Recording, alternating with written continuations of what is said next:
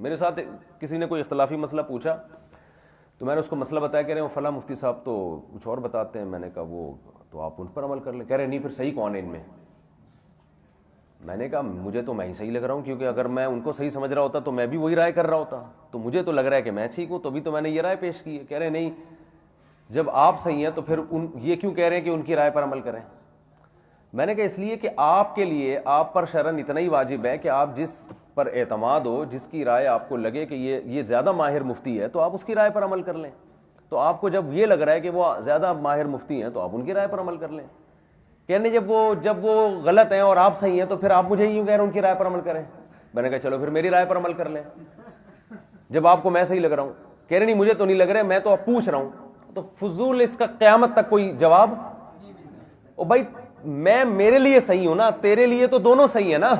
ٹھیک ہے نا، تو مجھے بھی مفتی سمجھ رہا ہے، اس کو بھی سمجھ رہا ہے. تو اگر فساد ڈالنا چاہو نا معاشرے میں، ایک ہی بات پہ جنگیں تلواریں چل سکتی ہیں. حل کرنا چاہو تو 2 منٹ میں حل ہو سکتا ہے مسئلہ.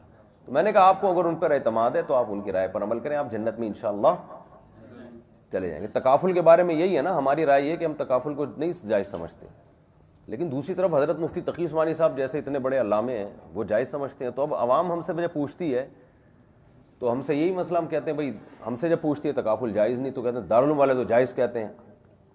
تو میں ان سے یہی کہتا ہوں بھائی آپ کو وہ بڑے لوگ ہیں، ان پر آپ کو اعتماد ہے تو آپ بالکل عمل کریں اس رائے پر. یعنی آپ کیوں نہیں مانتے ہیں؟ او بھائی ہم جس وجہ سے نہیں مانتے، ہماری رائے میں ہم جیسے ناقص لوگ دارالعلوم والوں کو نہیں سمجھا سکے تو آپ کو کہاں سے سمجھا سکتے ہیں ہم؟ اور جب آپ ان سے پوچھو گے تو وہ یہ کہیں گے کہ ہم جامع رشید کو قائل نہیں کر سکے تو تمہیں کہاں سے قائل کریں گے. تو اس کا مطلب یہ اختلافی ہو گیا. بس یہ بہت مشکل ہے اب اس کو حل کرنا. تو جو عامی آدمی جس رائے پر عمل کرے قیامت میں بخشا جائے گا. بس کیونکہ عبودیت ہے نا، عبودیت کا مطلب اصل تو یہ جائز ناجائز کی بحث اصل ہے ہی نہیں. اصل تو یہ کہ اللہ کی غلامی. تو جو جس طرح سے اللہ کی غلامی کر رہا ہے بس اسی پہ بخشا جائے گا.